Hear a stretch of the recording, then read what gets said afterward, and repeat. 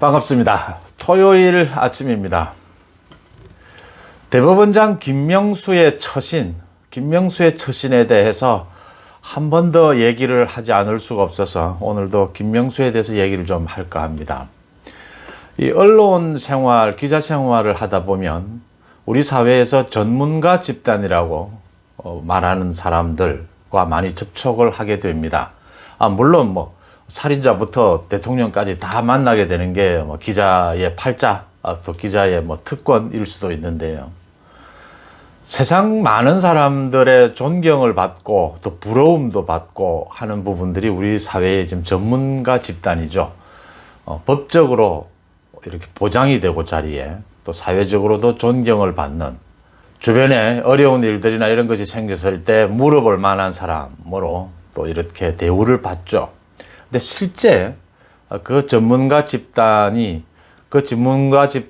자신들의 개인의 이익을 위해서 또 집단의 이익을 위해서 주장을 하는 자리나, 특히 그런 전문가들이 뭐라고 해야 되나요? 사회적으로 위기에 처했을 때, 또 개인적으로 위기에 처했을 때 이렇게 접해보면 상식 이하의 수준을 보일 때가 굉장히 많습니다.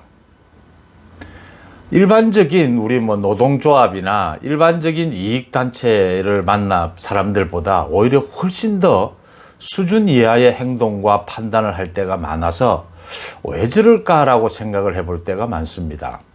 여러 가지 얘기들이 있습니다.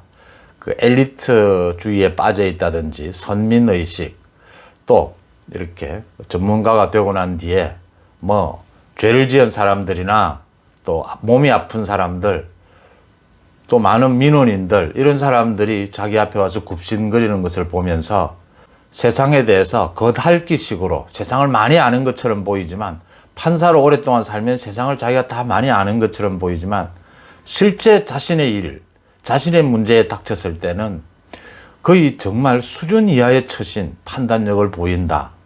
그런 부분입니다. 예를 들면 어떤 문제가 발생을 했을 때 자기를 둘러싼, 거기에서 가장 중요한 것은 합리적인 판단을 하기 위해서는 외부의 많은 사람들이 자기를 어떻게 쳐다보고 있는가, 이 문제를 자기가 어떻게 해결해야 다른 사람들에게 또 현명하게 이 문제에 대해서 대처할 수 있다라고 보이겠는가, 자신 내부와 자신 바깥에서 자기를 보는 것이 거의 일치를 할 때 합리성을 갖게 되는 거죠. 설득력을 갖게 되고, 이런 부분에서 굉장히 사실은 떨어지는 사람들이 많다. 물론 전문가라고 해서 다 그렇다는 말씀은 아니고요.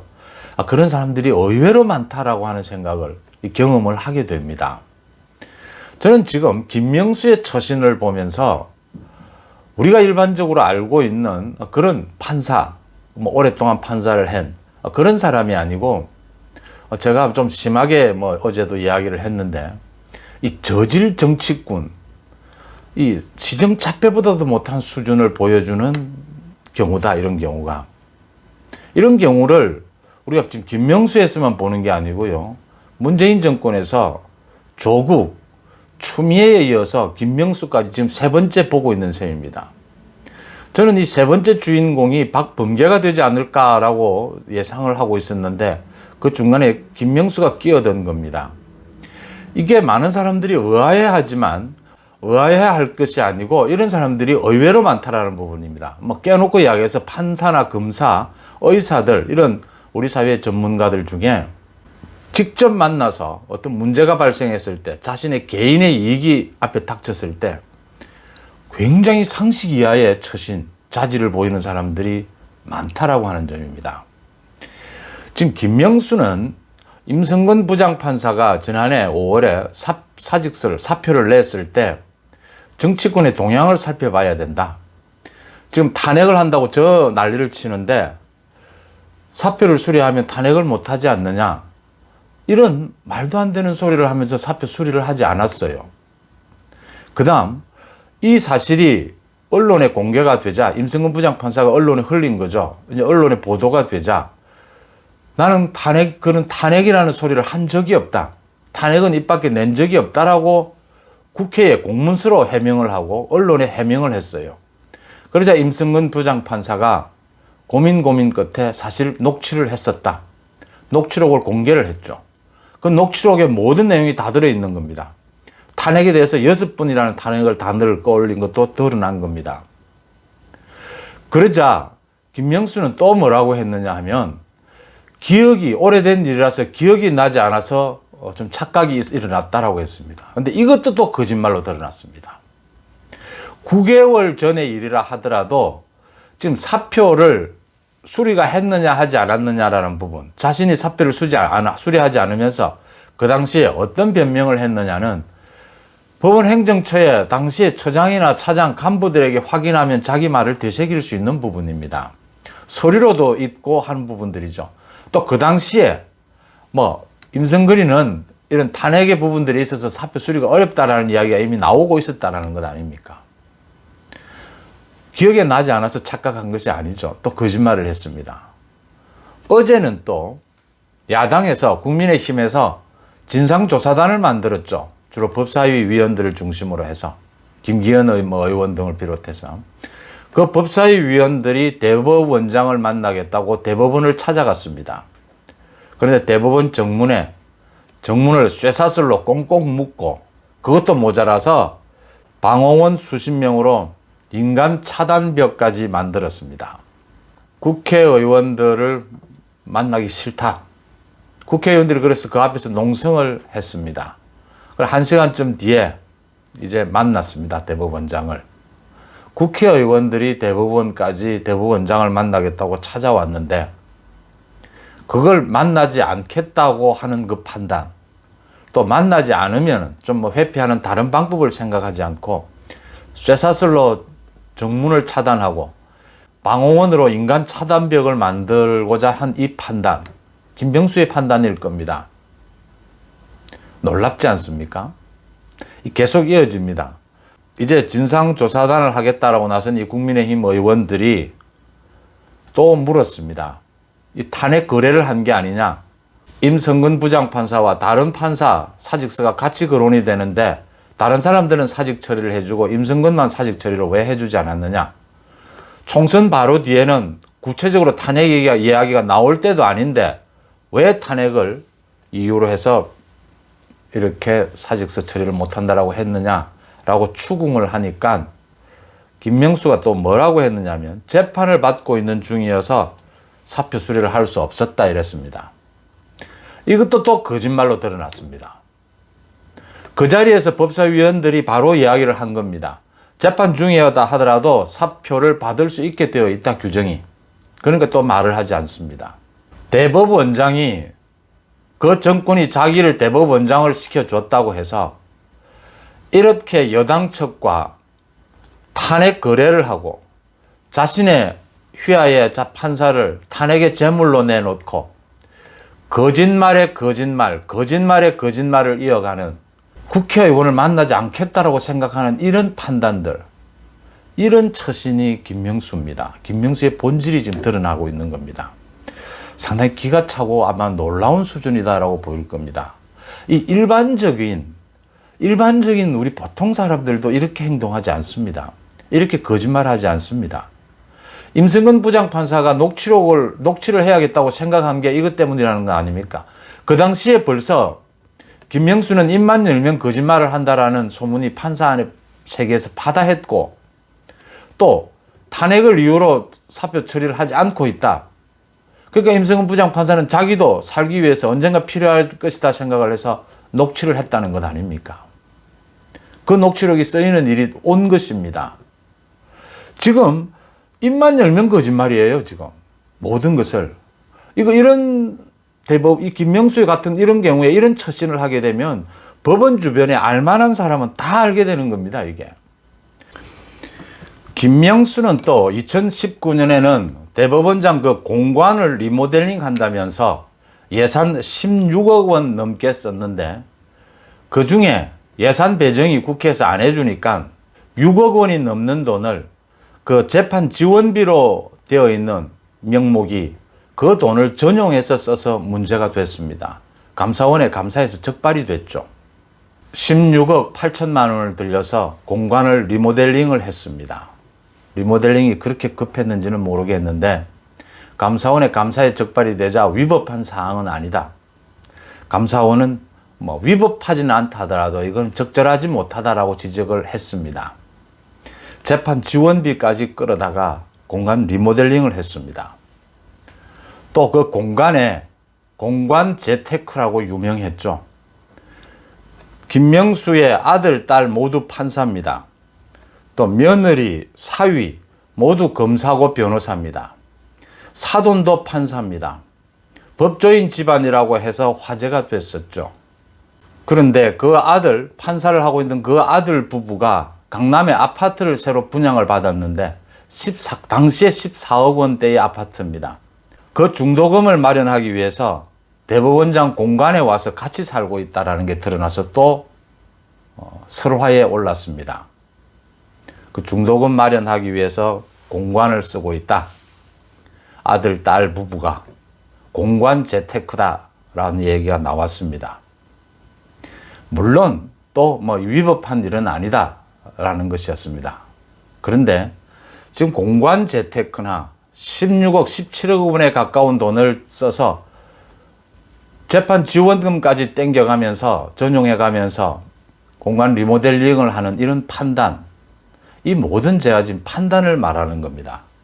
이걸 저질이라고 하지 않으면, 이걸 시정잡배봐도 못하다고 하지 않으면 다른 어떤 표현을 할 수가 있겠습니까?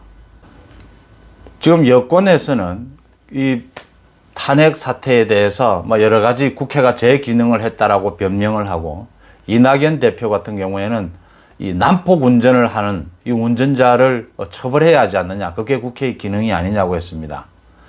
임성근 부장판사가 난폭 운전을 합니까? 지금 김명수가 난폭 운전을 합니까? 그 다음 잘 보시면 여당에서 조국과 추미애, 김명수에 대처하는 방법이 공통점이 하나 있습니다. 조국과 추미애, 김명수가 하고 있는 이 처신에 대해서는 비호하지를 못합니다. 이 김명수도 마찬가지입니다. 김명수의 이 처신에 대해서는 비호를 하지 않습니다. 여당에서. 지금 탄핵이 필요했다. 임성근이 녹취를 한 것은 옳으냐라는 식으로 합니다. 추미애에 대해서 추미애가 그렇게 1년 동안 폐악질을 할 때도 그 행동, 처신에 대해서는 비호를 못하죠. 추미애가 하고 있는 검찰개혁이 필요한 부분이다. 추미애가 고생한다라는 식입니다. 조국이 임명돼서는 안 될 법무부 장관에 임명되고 그 다음에 낙마하고 난 뒤에 지난 1년이 넘도록 자기 재판에 관련된 문제를 얘기하면서 도저히 사람들이 상식적으로 이해할 수 없는 언행을 하지 않습니까? 자기 이익을 지키기 위해서. 어떤 공익적인 판단은 전혀 하지 못한 채 자신이 이익을 지키기 위해서 무슨 짓이든 하는, 막 언론에 얼토당토하는, 자기 그 딸이 이번에 인턴에 합격한 것을 두고 언론이 스토킹을 하고 있다. 조리돌림을 하고 있다. 조국의 딸을 언론이 취재를 해야 될 이유도 없고 일반적이라면 인턴을 하든지 말든지 아무 관계가 없어요. 입시 부정을 한 그 당사자이기 때문에 언론이 취재를 하고 인턴을 했으면 되겠느냐라는 문제를 삼는 겁니다. 이렇게 조국은 정상적인 판단을 못합니다. 1년이 넘게. 여당도 조국, 추미애, 김명수의 처신에 대해서는 말을 하지 못하기 때문에 다른 방법으로 비호를 하는 겁니다. 여당 내에서도 지금 많은 얘기들이 나옵니다. 여당 의원들이라고 바보 아니잖아요. 이게 미칠 후폭풍, 부작용이 얼마나 크다는 걸 조국, 추미애를 겪어봐서 알거든요. 조국, 추미애 때 수도 없이 많은 민주당 의원들이 사석에서는 도대체가 이해가 되지 않는다. 어떻게 대학 교수라는 사람 수준이 저런 정도냐, 처신이. 추미애에 대해서는 국회에서 좀 문제가 있는, 인성에 문제가 있는 의원이라는 건 알았지만 도대체 업무 능력이라든지 인성이라든지 수준이 저렇게 발바닥일 줄 몰랐다. 너무 부담이다. 지금 김명수에 대해서 지금 여당 의원들, 많은 의원들이 사적인 통화나에서는 이야기를 그대로 합니다. 이해를 하지를 못하겠다. 보통 대법원장이 사직서를 수리를 해줄 수 없을 때는 여러 가지 점잖은 다른 핑계를 댑니다. 그런데 저런 핑계를 댔다는 것부터 이해를 못하겠고, 거짓말이 드러나면 어떻게 대처해야 된다는가 이해를 못하겠다는 겁니다. 민주당 의원들이요. 그래서 할 수 없이 탄핵 이야기만 하는 겁니다. 탄핵이 필요하다느니. 여기서 제가 경험입니다. 정치권이나 또 뭐 정부의 뭐 중요한 굵직굵직한 지위를 맡고 있는 사람들이 이렇게 전국적인 어떤 사건에 휘말려서 자기 개인이 위기에 몰릴 때가 많이 있죠. 그걸 옆에서 이렇게 지켜볼 때가 많이 있습니다. 연일 뭐 전 언론이 나서서 엄청난 포화를 쏟아대죠. 정신 없습니다. 정신 못 차립니다. 문제는 주변에 그 많던 보좌진들 또 뭐 친구들 많은 이 친지들이 도움이 되지를 않습니다. 왜 도움이 되지 않느냐면 이게 도움이 되려면 객관적이고 합리적인 조언이 필요하거든요. 근데 그 조언을 해주면 본인이 받아들이지를 못합니다. 본인은 지금 자기가 살 길밖에 눈에 보이지 않는 겁니다. 자기 개인의 이익. 지금 김병수는 대법원장 자리를 어떻게 하면 더 지키를 낼 것인가? 이 바람은 어떻게 하면 이 소나기를 피할 것인가? 이 생각밖에 안 하는 겁니다. 이렇게 되면 김명수의 사정에 대해서 합리적인 조언을 해준다는 게 어려워집니다. 이런 얘기만 할 수 있는 겁니다. 뭐 힘내라라든지, 뭐 이거 시간이 지나면 다 묻힐 것이라든지, 그래도 여권에서는 뭐 챙겨주지 않겠느냐, 비호해주지 않겠느냐, 뭐 이런 식의 얘기, 달콤한 얘기만 귀에 들어오는 겁니다. 아무 상황이 도움이 안 되는 겁니다. 조국과 추미애에 대해서 집권 여당 전체가 뭐 가슴 아픈 부분이 있다. 우리 동지, 우리 원팀 아니냐라는 말은 합니다. 겉으로는. 근데 속으로는 정말 수준 이하다. 저 조국 때문에, 저 추미애 때문에 문재인 정권이 얼마나 피를 흘렸느냐, 손해를 받느냐라고 말을 합니다. 이 말이 지금 김명수 자신에게 대해서 하는 말이라는 걸 돌아볼 줄 알아야 합니다. 그것마저 모른다면 이건 밑바닥을 떠나서 사람으로서의 최소한의 그 부분을 잃어버릴지도 모릅니다. 이 김명수 말이죠. 참 정말 많은 사람들을 놀라게 했는데 이미 많은 그 사법부에서는 김명수가 어떤 사람인가에 대한 이야기는 많이 나와 있었습니다. 근데 이게 확인이 된 겁니다, 이번에. 이 김명수 부분이 확인이 되면서 이제는 사퇴가 아니고 이제 뭐 사퇴로 끝날 문제가 아니고요. 이게 공문서도 허위로 만들었고 언론에 대해서도 거짓말을 했고 지금 뭐 여러 가지 건들이 걸려 있지 않습니까? 이 사태로만으로도요. 김명수는 옷을 벗고 검찰의 수사를 받아야 합니다. 좀 심하게 이야기하면 감옥에 들어가서 자신이 뭘 잘못했는지, 자신이 어떻게 살아왔는지 되돌아보는 시간을 가져야 될 사람 아니냐, 이렇게 보입니다. 거듭 말씀드리지만 조국, 추미애, 김명수 보통 사람, 누구나 일반적인 사람들보다 한참 저질의 그 판단력이나 처신이나 저질이라는 점을 우리는 다시 확인합니다. 이런 사람들이 문재인 정부를 구성하면서 문재인 정부의 부동산 정책, 문재인 정부의 코로나 정책, 문재인 정부의 경제 정책을 다루는 결정적인 책임적인 위치에 있다. 그래서 지금 이 우리나라가 이런 위기를 겪고 있다.